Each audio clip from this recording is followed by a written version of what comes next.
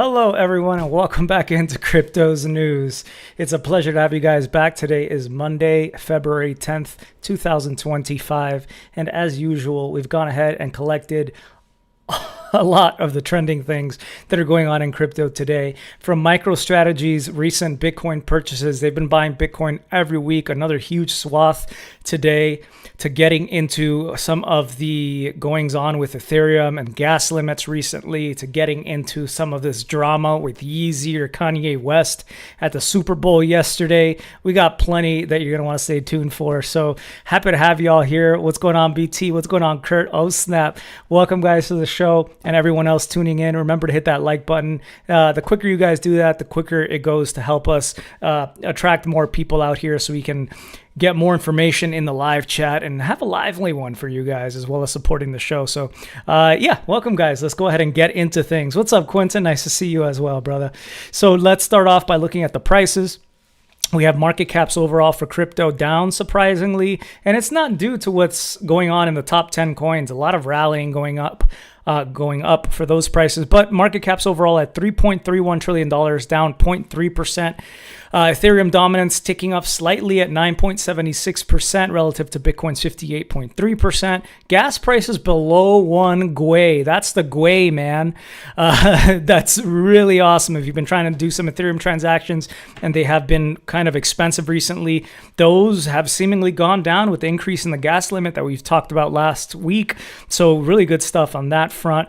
Bitcoin up 2.2% over the last 24 hours at $97,380.15. Still down 4.4% over the last 7 days.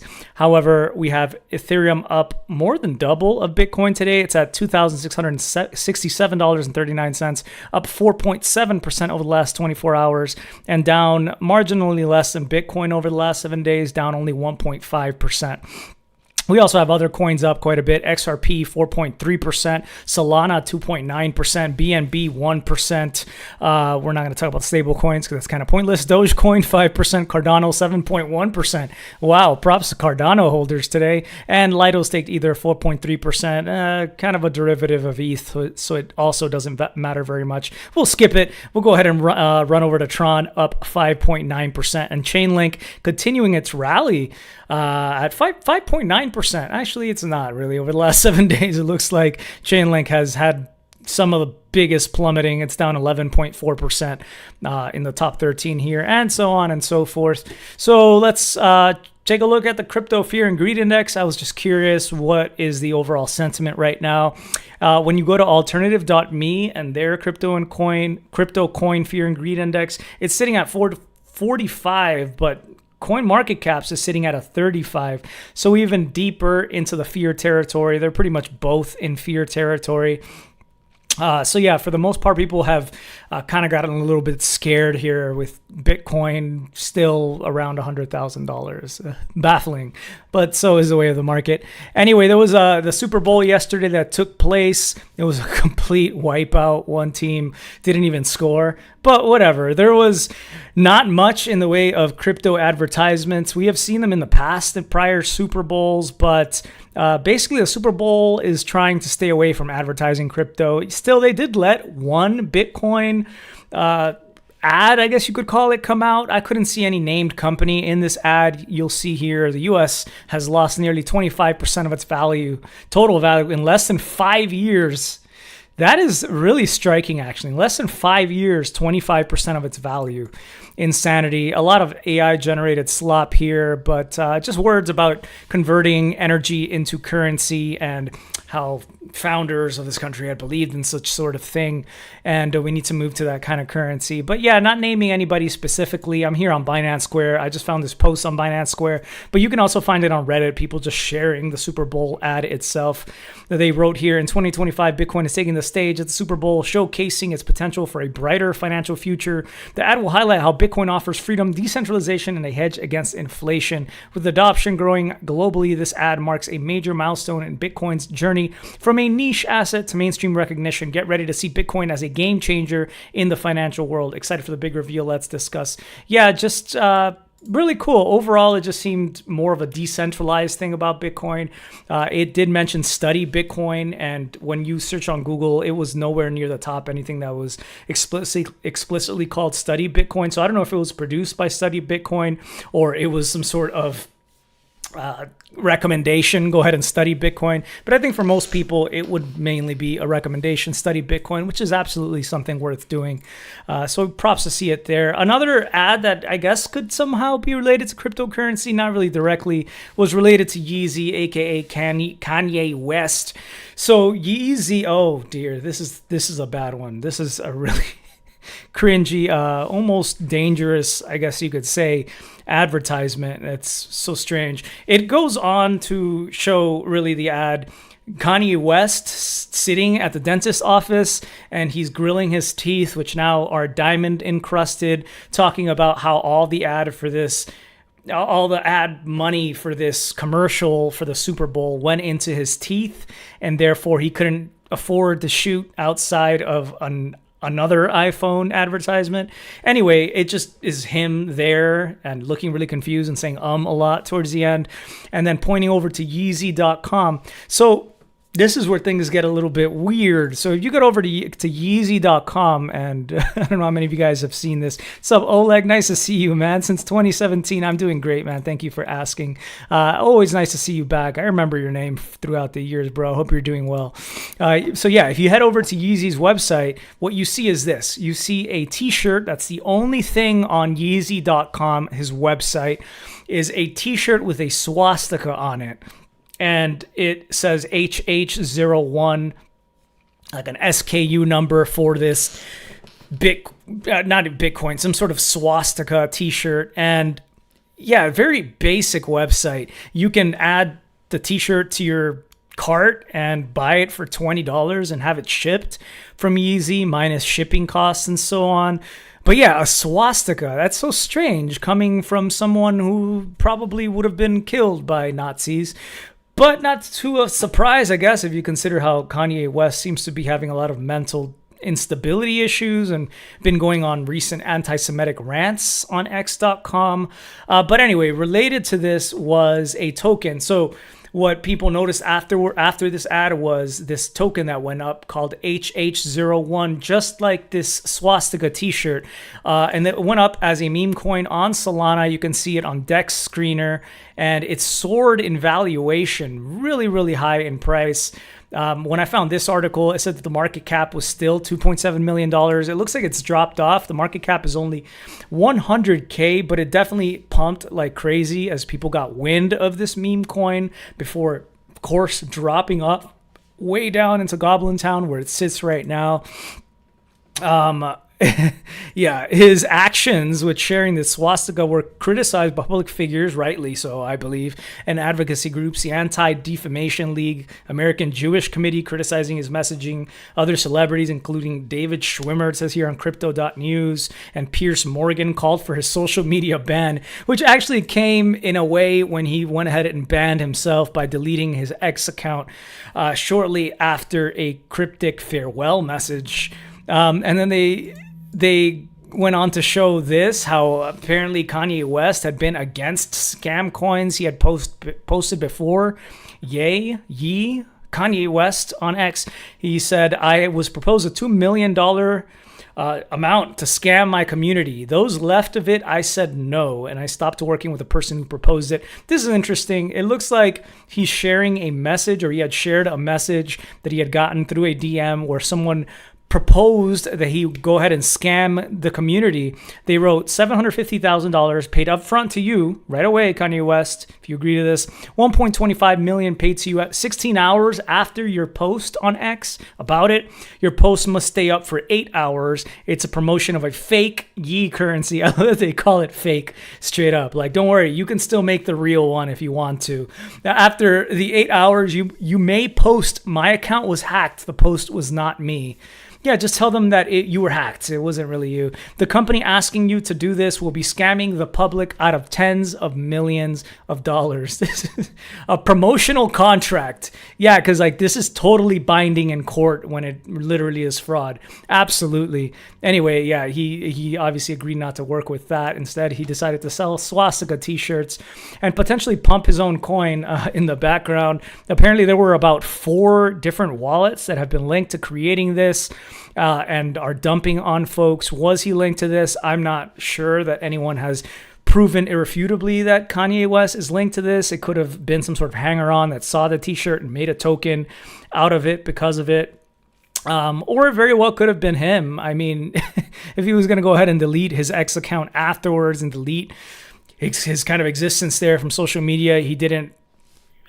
He was trying to hide something, perhaps, or he was trying to be more private about what. Obviously, a swastika t-shirt is going to make you probably want to be more private. And just a ridiculous story. I can't believe that this is coming out in this day and age. It's almost upsetting. This being linked to cryptocurrency. So it's definitely, this is like beyond grifting what's going on here. Really a shame to see it happen in the modern era, but yeah.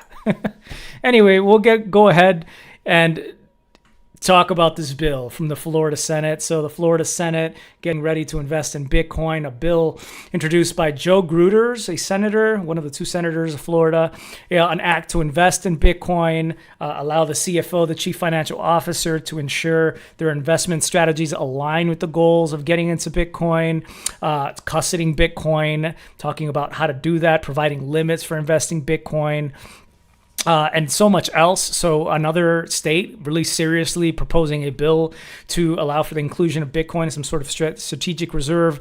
Also, North Carolina, it says here, Vivek posted this, North Carolina to buy up to $13 billion in Bitcoin. If this bill is passed, no one is bullish enough.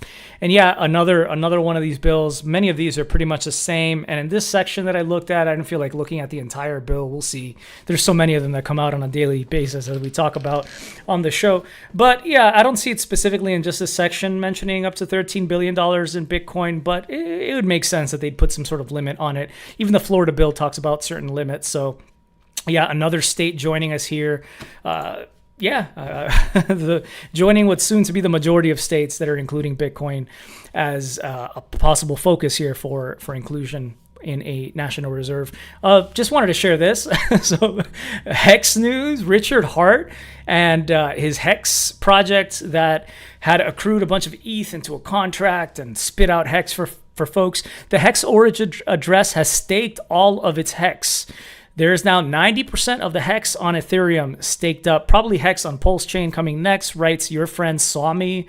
And the Hex yield is being drastically reduced. So this is kind of strange because, I mean, Richard Hart, I guess it's not strange. Richard Hart has not been captured. He has evaded capture, unlike so many other crypto geniuses out there. And it still seems like he's possibly engaging with the Hex blockchain. Yeah, I guess he feels safe enough to do that despite so many investigators' eyes on him.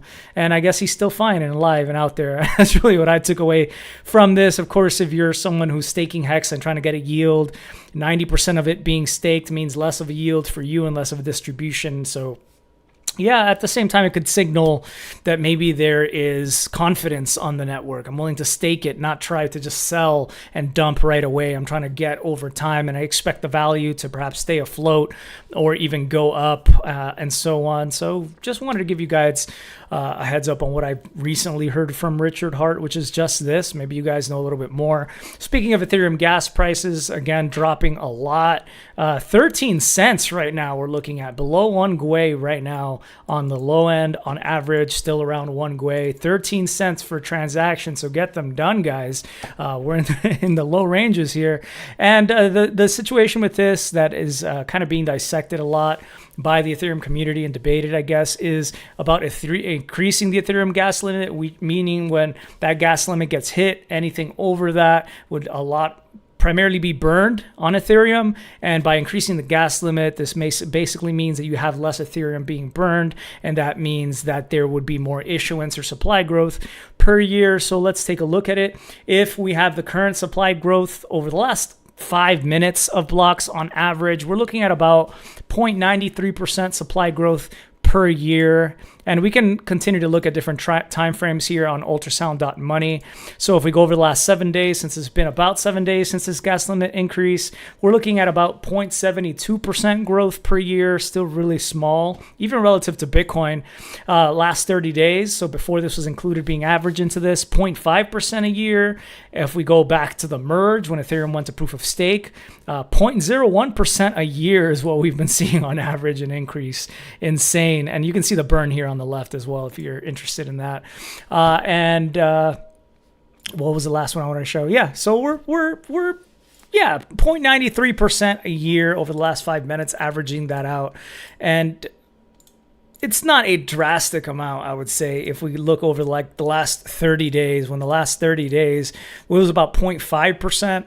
So we are increasing quite a bit, though, the supply emissions, and that will change, of course, based on block demand and so many other things and such else. But yeah, it's still not a crazy amount, especially relative to Bitcoin. So there's no reason for real fear about this gas limit increase, although it's expected that they will be going up again with a coming upgrade to Ethereum. It could be increased up to 61 million gas limit. So I found this interesting. There was like a little back and forth here going on between a few individuals in the Ethereum subreddit. Moshes11 wrote, "Friends, Ethereum layer 1 has scaled. We got 1 Gwei gas fee since over a week now." I mean, so many people are talking about these crazy fees on Ethereum. And in a way, this was a kind of band-aid to lower those fees temporarily. Don't go out and touch grass today. Stay in and do all those layer 1 transactions you couldn't afford the last few years. SM3 wrote, "Yeah, instead of clamoring for higher gas limits, we should have been pushing L1 transactions. Gas was cheap at the time already," so he disagreed that gas was expensive.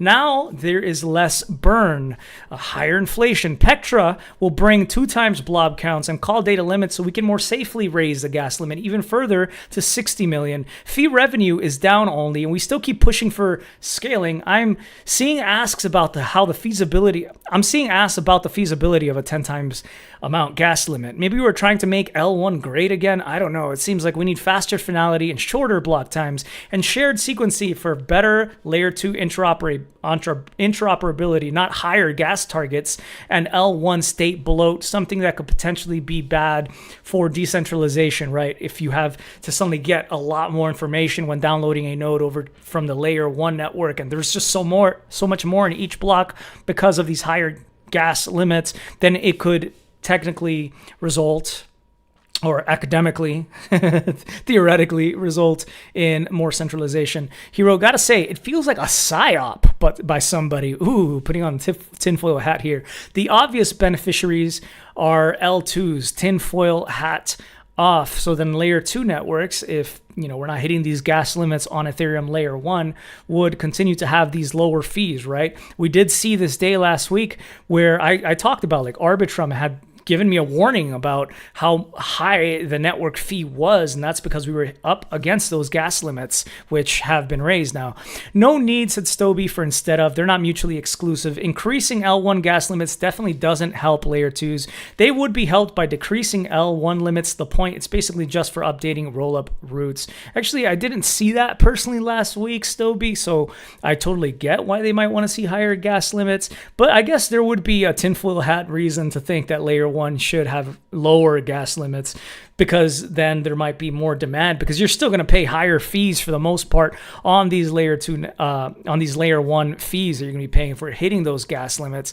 So just keeping everything inside of these layer 2s before having to roll up and pay that layer 1 fee could, I guess, benefit them. I don't think either way that they would want to push for either direction for the most part. Higher limits make it more viable for true interoperability, like between base native rollups, rather than the alternative messy and lossless ways, which open you up to more smart contract risk as well.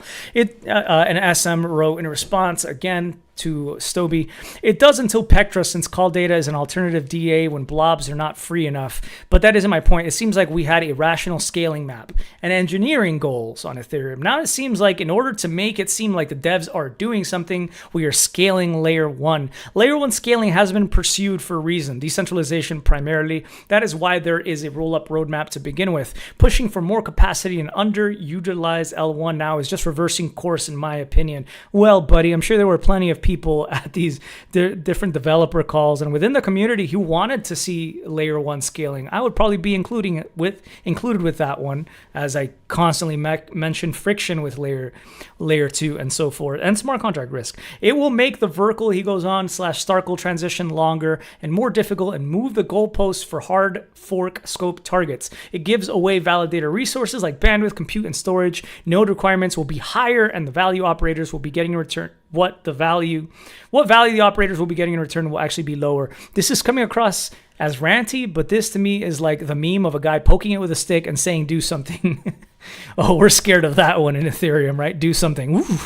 Inevitably, what it does is a monkey's paw kind of bargain. But yeah, you can see that there is this kind of technical discussion going on in Ethereum. And that's what I love to see, that you do see this in the Ethereum subreddits. And you don't have to pick one side or the other. It can still just be educational for you. And it helps you just decide if you want to be part of the community, or even if you want to be a part of a community based on what kind of goals we're heading toward, or what kind of technical upgrades, or I guess you might even think of them as downgrades, are happening here. So just wanted to share that with you guys.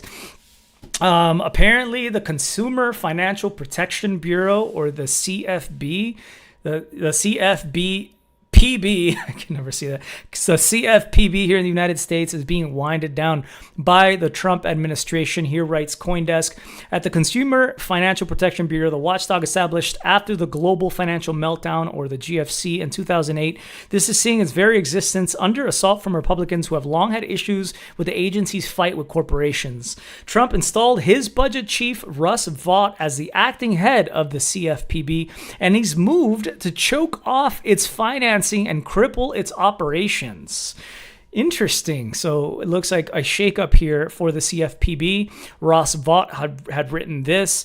He is the OMB director, the acting director over at the CFPB. Pursuant to the Consumer Financial Protection Act, I have notified the Federal Reserve that the CFPB will not be taking its next draw of unappropriated funding because it is not reasonably necessary to carry out its duties. The Bureau's current balance of $711.6 million is, in fact, excessive in the current fiscal environment. This spigot, long contributing to CFPB's unaccountability, is now being turned off.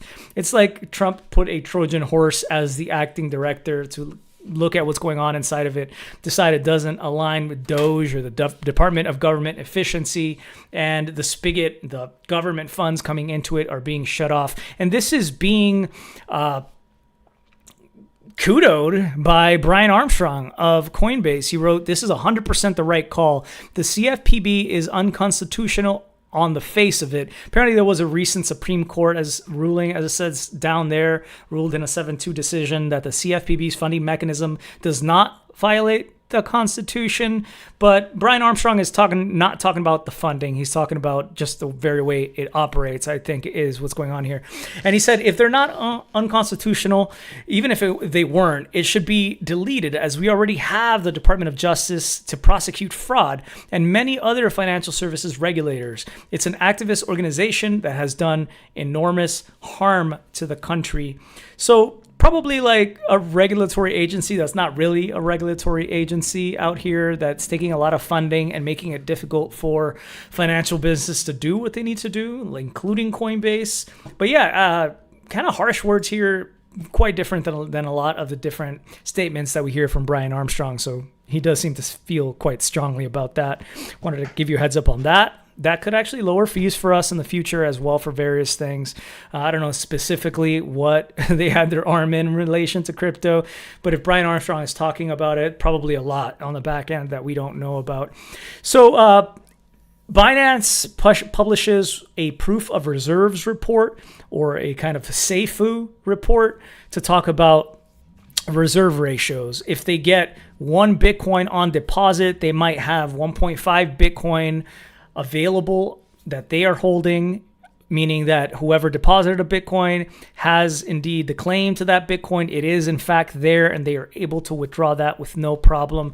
But it looks like a recent proof of reserves report by Binance shows that they have sold off a lot of their excessive reserves. And to me, this is interesting. This one seems kind of tinfoil hatty for me. Like, what is the move here from Binance? Do they not feel the value in having that much reserve? Something that does make people better about depositing on the exchange? I don't know, but take a look at this. The BTC ratio previously last month was at 108.15%. And now it's at 100.45%. So they pretty much have like a 1-for-1 amount of Bitcoin on deposit and available, I guess, for withdrawal or in custody. And they did similarly with USDT. So Tether drawing down from 112.12% down to 101.01% ratio. ETH, they sold off pretty much all of their excessives. So they've gone from 104.2% to 100%. And it's the same with everything. They even sold off some of their BNB coin, which is up on the day. They went up from 115.75% to 112.73%.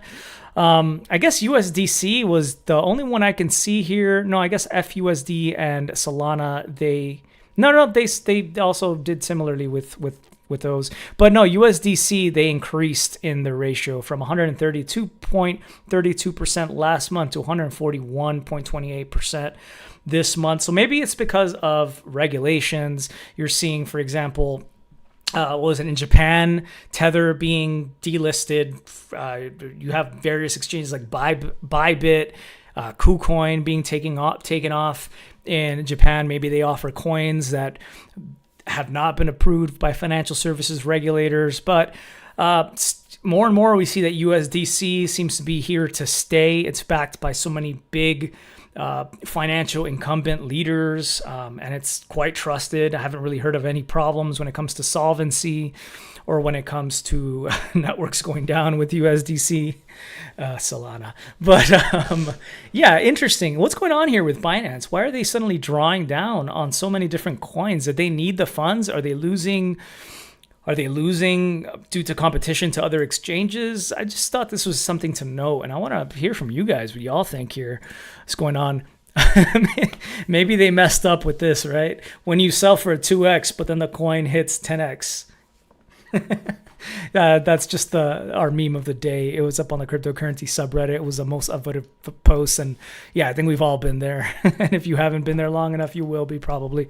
Landfill containing $750 million in Bitcoin to be sealed forever. Like, no. Are we really going to be finishing up talking about poor James Howells?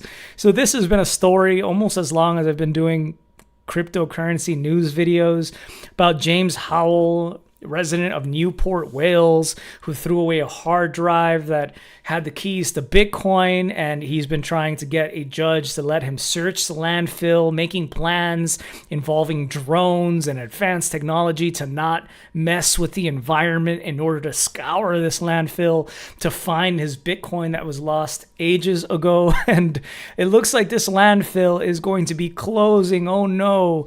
He had accidentally discarded a hard drive containing 7,500 Bitcoins, writes news.bitcoin.com, that are now worth almost $1 billion, $750 million, or 620 million British pounds. It's scheduled to close this landfill in 2025 to 2026. Maybe this is why the council had flat out just denied his request to search it. But yeah, they're planning to cap and close this landfill that has been in use since the early 2000s. It's going to be used, the land, for a solar farm to power the council's growing fleet of electric bin lorries as they transition away from diesel vehicles. I doubt that last part matters very much to poor James, but maybe he can free up his time to actually just start picking up Bitcoin in the amounts of pennies that the rest of us can pick it up in, and just kind of start over, right? So many lost stories. This could be seen as he lost it, right? But there are so many different opportunities. Like, I could have bet on Yeezy's H1 whatever swastika coin, and I could have been rich, but I missed that opportunity, right? So he similarly missed an opportunity to hold on to his Bitcoin and value that hard drive for what it was at the time. He should have taken more care of it. And we've all missed opportunities, and it's all right, man. It's going to be okay. You should throw this idea in the landfill along with the hard drive. Dang, I feel bad for him though, but maybe that's going to be the end to this story. Somehow I feel like not, right? This guy is one of the most persistent guys in crypto. And in a way, I'm still rooting for him. Imagine if he actually gets it. Anyway, MicroStrategy's Sailor's Strategy acquires again on the week another huge amount of Bitcoin, 7,633 Bitcoin after a 1 week break. His holdings, or Strategy's holdings, are now $46 billion. Yes, MicroStrategy, we talked about, they changed names to Strategy in case you've missed that video. But this is why it's difficult when you see El Salvador announce that they just bought 11 Bitcoin, like a whole nation buying 11 Bitcoin. And then you have this one company buying week after week massive amounts of Bitcoin, and now 7,633 on this week alone. They have raised funds through so many various means. They've recently announced basically that their strategy is a Bitcoin first strategy. They're going to be a Bitcoin treasury company first for the most part. They now hold 478,740 Bitcoin. So almost 500,000 of the 21 million Bitcoin. They invested $31 billion in Bitcoin at an average price of $65,033 per coin. So they invested $31 billion and they made a $15 billion paper profit, let's call it. But yeah, they've continued those purchases. Wanted to give you the heads up on that one. You guys remember, we've talked about this recently as well, covered this story, how there was a post posted on the official SEC account that was done around when Bitcoin ETFs were supposed to be set to maybe finally be announced as having been approved by the SEC. So front running any sort of official word from the SEC. We had a posting on their account talking about these approvals. And it turns out it was an Alabama man who, his name was Eric Council Jr. It says that where was it? The story here. He used a fake ID to trick a phone store employee into helping him and co-conspirators to access a device with access to the SEC's SX account. So he knew of an SEC employee who had an account with this phone store, and he got an employee to help him get into the account, posted this, and he has to forfeit now $50,000 in proceeds from these offenses. He is agreeing to plead guilty now to this conspiracy to commit aggravated identity theft and access device fraud. So yeah, he's going to plead guilty, it looks like, very soon, and is set up to do that. An update on that one. And wow, so someone went ahead and they didn't just go to blockchainwhispers.com or whatever like I do and look up the total number of shorts and longs in crypto, right? Just looking at the blockchain. Someone has gone ahead and looked at all sorts of derivative products to figure out the amount of ETH shorts that are in existence. And check this out. Ted wrote here, Ethereum traders open the largest short position in history. They think ETH will crash. Short squeeze loading. So ETHRader responds, this is what a blow-off top looks like in reverse. Yeah, we might have wiped out the longs recently in ETH, but have we wiped out a lot of these derivative, really longer and oftentimes longer dated short positions that are taking CFTC, CME, and either cash settled leverage net totals and combine all those to see the total amounts of shorts and realize, damn, this is probably going to be the mother of all liquidations if Ethereum starts a run, which very well could be in place with Ethereum up 3% to Bitcoin's 1.8%. I'm already seeing some copium on the Bitcoin markets subreddit daily discussion where they're talking about it's almost like Ethereum is the coin that can't be named, but how it might drag Bitcoin up behind it. We've seen it happen before, and it could be Ethereum's time to shine here, looking at what's going on. But I just know that Yeah, it's probably a solid place to be looking at all the building going on it and the trust on the network. Just like with Bitcoin, so much uptime. We don't have the same from other popular chains. Soul Chain wrote Etherator has had 10 systematic failures since September 2021. I told you guys I had lost count. Looks like Etherator did it for us. That averages out to one failure every 4 months. It took 15 years for traditional finance to give Bitcoin a chance. And that was after a decade plus of 100% uptime. I think it was more likely that they had confiscated a lot of Bitcoin and there was so much demand for using it by people who had been investing in altcoins and not really able to engage within their favorite bank to do so, and the banks realized they could make a profit off of this. I think it probably has a lot more to do with that than network uptime, but whatever. Anyway, if you honestly think billions of dollars of conservative institutional money are going to take on that level of risk and onboard to Solana, you have to drink the Kool-Aid. Security doesn't matter in a casino, but it's the most important thing in the world financial system. And there's only one chain secure enough and robust enough to bring the world on chain. ETH. Yeah. It's like we oftentimes just go for the quick thing. While Solana is popular now, so let me make my meme coin on Solana. Solana's fees are cheaper, so let me use Solana. But we're looking at these super cheap ETH fees right now, definitely growing robustness. And it's not like this or that. I'm actually a Solana holder. I've got some staked and it's performed quite well, I gotta say, but still primarily in ETH. That's my bet. Not recommending you guys do whatever you're gonna do. Maybe you do believe that something else is more robust and that it is out there, has a low market cap and is secure enough. And then if you are actually holding that thing and the world notices, I guess that's the other part of it, then you're probably gonna do much better than I am. And I'm super rooting for you if that is the case. And if you wanted to share what you think that might be, let me know with a comment that you drop down below, and then you can let the whole cryptos news community together know. And if it looks serious, I would take a look at it. I'll be happy to do that. Hey, what's going on, Hubert? Thank you so much for saying hello and have a good night, brother. Security doesn't matter in a casino. Yeah, I get you, Mr. Meaner. It absolutely does, right?